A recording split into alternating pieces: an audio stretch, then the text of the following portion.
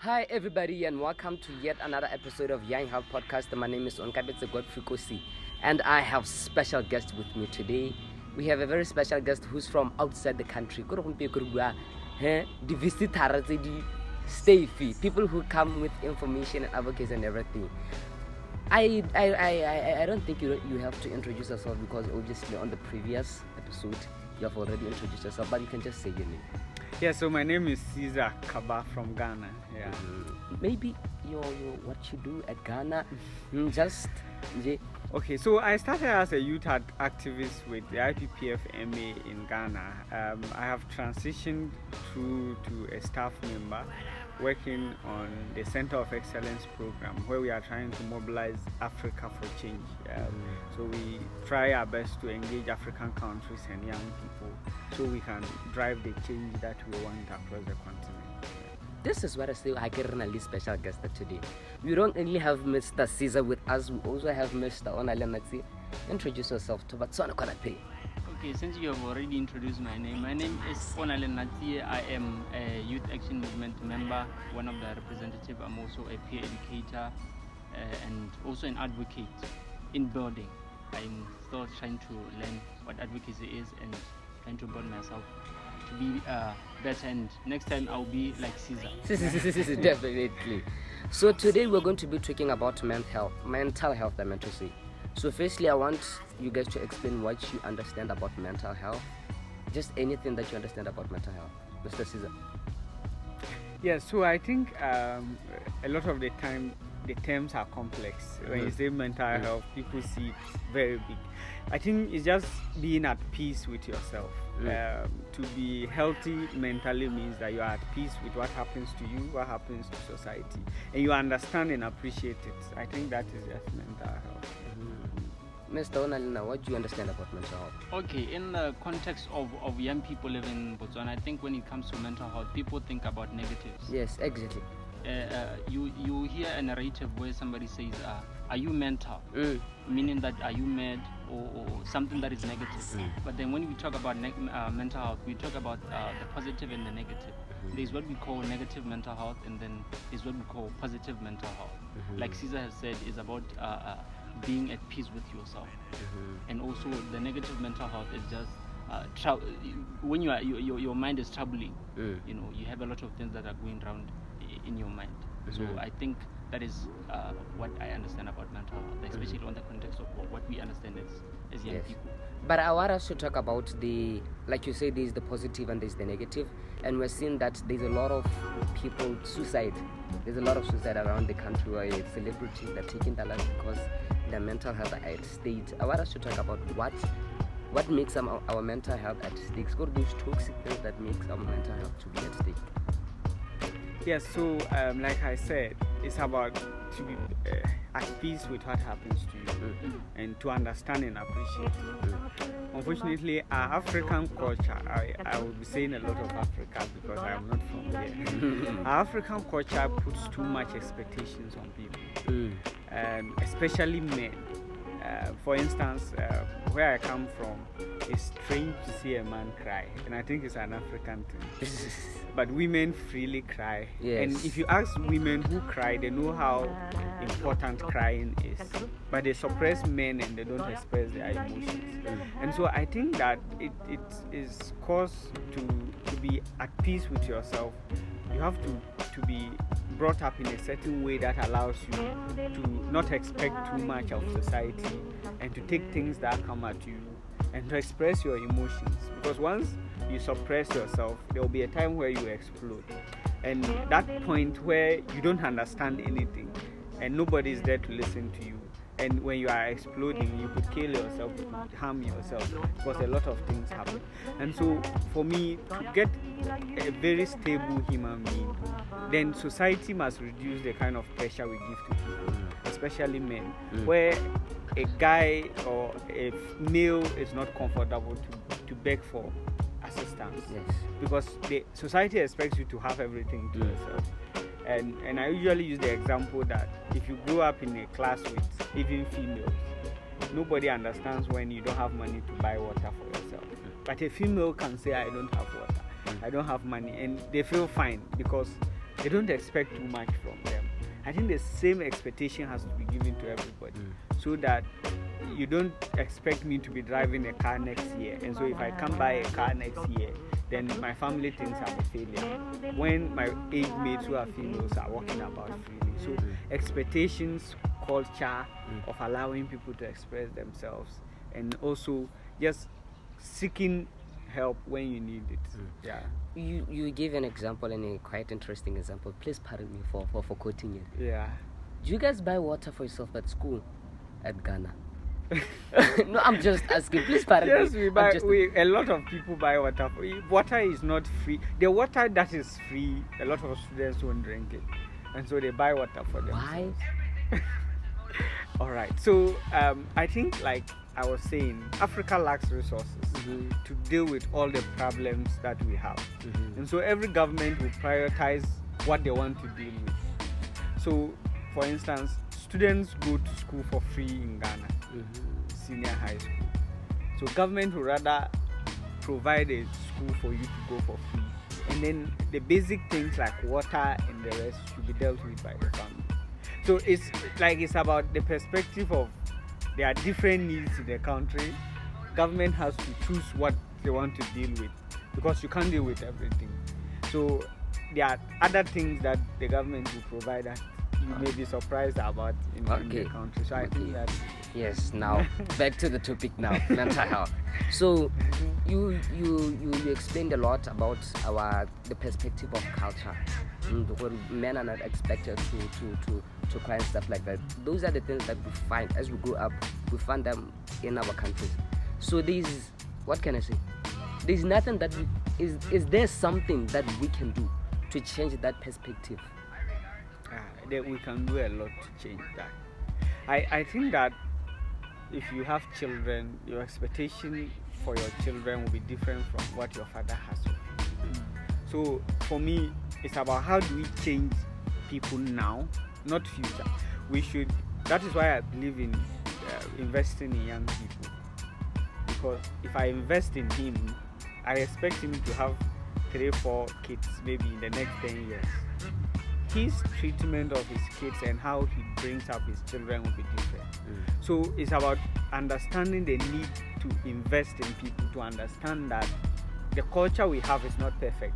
So there are things to change about it, so that we don't go trying to correct too much of people who were born in the 80s who don't understand now. We can engage them, but let's engage the young people who are the future of the country now, so that when he becomes the Minister of Health one day or Education one day, the kind of topics to be kept in the school system will be different, so that we can change the whole country now. So I think we can change a lot, but we have to invest in sensitizing people about mental health, so they understand what it means and how to be healthy, so that we can infect other people with the same knowledge. Yeah. Mr. Onelen, Yes, sir. what can be done? Rakairan Rona as having the organization of BOFAD, every organization no longer we have them in Botswana. What can be done regarding this issue? Yes. I wanted to say, just like Caesar said, is to identify the problem. Where is the problem? Where is the problem coming from? Because we already know the problem is there, but where is it coming from? Like he said, it's coming. Most of the problems are coming from our culture. It's the way we are raised, gender norms and how gender roles, how you are expected to treat yourself and carry yourself in the community. I think it's just a matter of asking those gatekeepers as an organization, because it's not an easy thing to go to a community and then start teaching without involving the gatekeepers.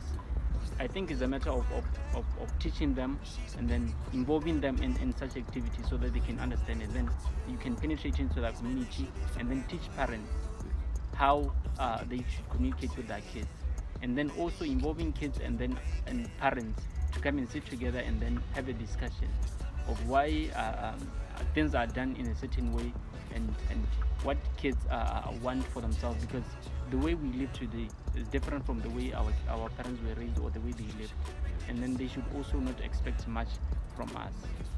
Yes. Hey, what else apart from culture? What else has an impact on our mental health? I think it's social media. The things we see on social media really have an impact on us is because most of the time our role models, because as an adolescent, adolescents tend to have role models of singers, people who, YouTubers. yes, people who are popular, influencers, yeah. and then most of the time those people's lives are not perfect, and they suffer a lot from mental health because they have their own problems. So I think it's also trying to teach kids how to pick their role models and what they should really pick from when you choose a role model. You shouldn't try to be like that person, but also pick certain things that they do that you like and you are trying to adapt, but not the whole thing. Yes. Yes. Mr. Caesar, what's your input regarding this issue of being an influencer and people expecting you to be perfect, to always have a healthy mental health? No, I think like he said, it's about how they put themselves forward. And I usually use the issue of women and makeup. In quotes. So if the ladies know this, they snap 10 pictures and post one. If you want, interrogate their phones. Before they post a picture on social media, they snap like 10 and select one. Not only lead, I actually do that. You do that. Okay. So it's, for me, it's about making people understand that the concept social media makes people post their best, not their worst. Yes. And so for every best picture you see, there are 10 worst pictures that have been deleted. Yes. So if it's not, for me, it's not about engaging the celebrities per se. It's about making the young people know that when you see a very beautiful picture posted, it means that before that picture was posted, they've deleted 10 or 20. So people have worst parts of their life that they don't post. And social media doesn't make them post the worst parts of their life. They post what is best. Yes. So just know after seeing the best that there's a worst that is hidden. Yes. And with that, you will not challenge too much to be like them. You will know that if there are good things to pick out of the best you've seen, you pick it. But if you have the worst part of your life, then you know that any other person has the worst part of their life that is not on social media. So we should engage young people to know that picking a role model means that you are picking the good portion of the role model. There are bad portions that you don't want. And so just select. I usually say that if people understand the need to have 10, 20 role models, we won't have a problem. So you could have a Christian role model. You could have a celebrity role model. And the Christian role model will guide you on what is good that you should do. If you want a celebrity role model, you can choose somebody who has made it. And so that person made it through a story. You can try to follow that story. But whilst following that, there's another role model who is guiding your values. So that you don't do what you've seen from your role model in a straight jacket. Because for even celebrities, and I don't know of Botswana, but in Ghana, a lot of people have become celebrities by mistake. So when I say by mistake, it's either a viral video of them doing something. Yes. It's a mistake. In Yes, the first actually, instance, that's how fame comes. They that's say how it's accidental. yes. So they say it's accidental. Yes. Yes. In a lot of the cases, those things happen to each of us, but nobody sees, and we deal with them. So it's for people to know that the way people have made it by accident, it means that human beings are prone to make mistakes. So if you get that in your head and you know that you can make a mistake on the way and you rise up, that should be the story you get from your role model. It is not about how because we are different. Where you come from is different from where the other person comes from. And you cannot get two celebrities who have made it the same way. So you cannot make it through the way your celebrity role model made it. Your story is different. Yes. So people should just accept that and accept their own mistakes. Yes. And issues of mental health will really reduce, I think. Yes. Yeah. Now I want us to talk about how now individually, you as Mr. Caesar, you as Mr. Elnalenda, what do you do to maintain a healthy, to be in a good state, healthy mental state, to have a healthy mental state? I think for me is not to have too much expectations. Is to expect less and accept what I cannot change. Expect less, as like create the room for disappointment, though. Yes, creating room for disappointment, and like I said, accepting what you cannot change, and then accepting it is. Sorry, and it's also about your religion, your religious values. You know, I'm a person who follows Christianity, so I do pray. So I think my way of life is the one that I guide myself. I don't follow something that I've seen somewhere, or to follow somebody's life and say, okay, I want to be like this person, without knowing the background. So I try to be my own role model. Mr. Sizzle. Yes, I think it's almost similar to this, but I usually put it in another way. Instead of not creating room for disappointments, I say you don't have appointments. Because my principle about life is that nobody has signed a contract to treat me right. And it is natural. You don't go on the streets finding people who walk to please you. You can't find that. Yes. People fight their battles and win or lose. Yes. And so I just have that picture of not expecting anything. If I want something, I get it. I don't expect from somebody. So you have not signed a contract that somebody should treat you right, so that if a person treats you wrong, you can take them to court. No. Yes. You should expect that somebody treats you wrongly. If the right treatment comes, appreciate it, because it's rare. So you just have the perception of taking anything that is thrown at you and not expecting too much, because we tend to compare. I am one of the people who don't compare myself to anybody, because like I said, I believe my story is unique and everybody's story is unique. Yes. We mess up our stories trying to copy from other people. And so if you appreciate that your path is different, your story is different, anything that comes at you is your story to success. Work hard, and then anything that comes that is not under your control, just know that, like, people have made it by mistakes. It could be sometimes success at the wrong time is failure. So if you try, for instance, to go to the university today and you don't get that, maybe going at that point will be a failure, because you could get there and something bad will happen. Yes. For me, I use my own university example. The first time I got admission to the university, it was for a course that is different from what I've done now. So if I had gone, Yes. you wouldn't have met me. So it's a story of how your story is supposed to be written. Allow it to flow. Yes. Just pray to your God, work hard, because you don't sleep and expect anything. It won't happen.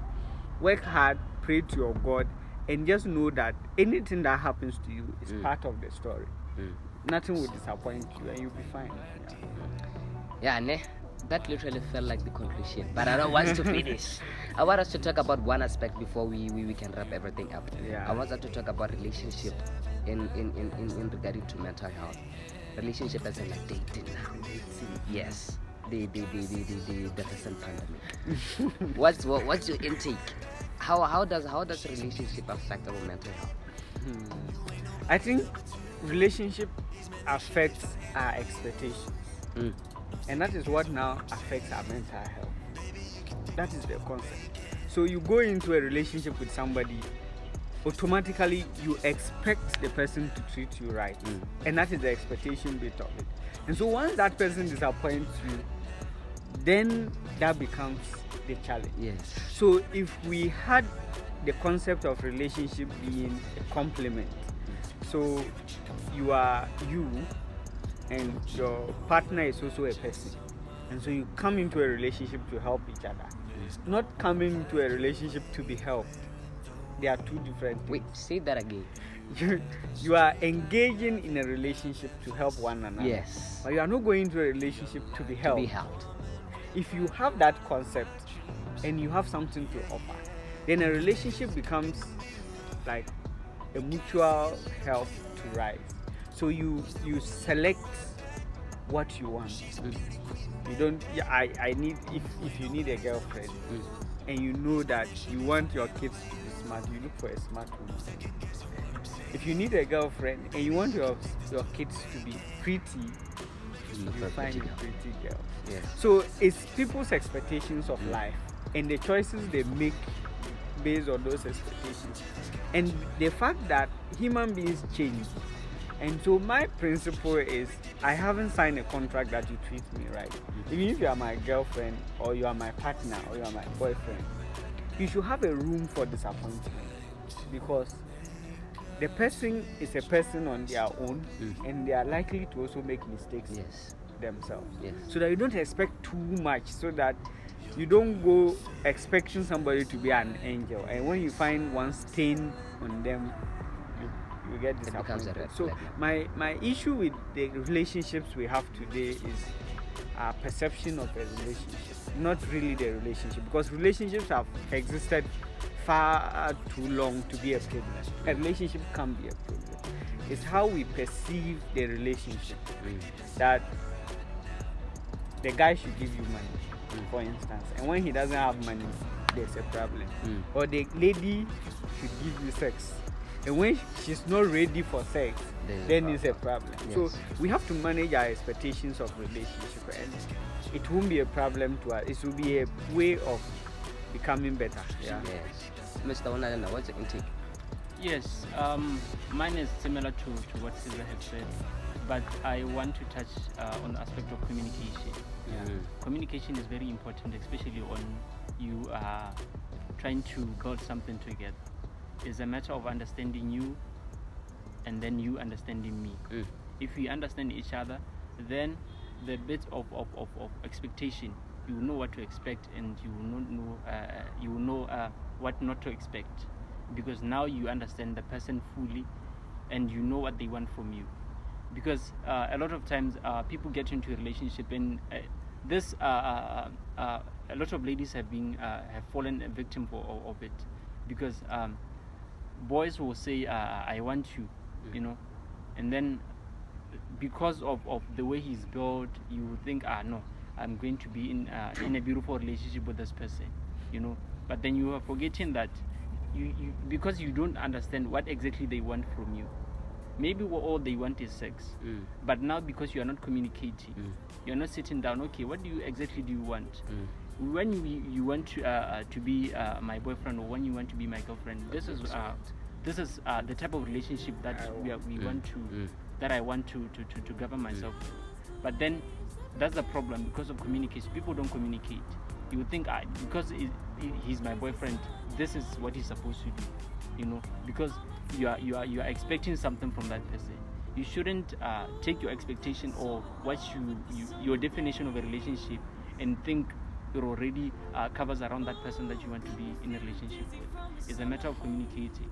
If we communicate, I think this bit of mental health on relationship will reduce. Yeah, ne? You guys shared what you guys shared with me. It's not advocacy. I can call it wisdom. It's more like, and I wouldn't mind reading a book written by you, Mr. Caesar. You should think about it sometimes, being an author. When I become worthy of writing a book, right now I have to grow a bit. Yes. Then I can write a book. But just bear in mind that I wouldn't mind reading a book written by you. Sure. But anyway, thank you for gracing us today. Thank you for being present in our podcast, and we appreciate it. And we hope next time we'll be at Ghana now, Ghana and Botswana. Yes. Hopefully. And just like that, that's how we wrap everything. We had special guests with us, and we're talking mental health. I hope to see you on the upcoming next podcast. Thank you.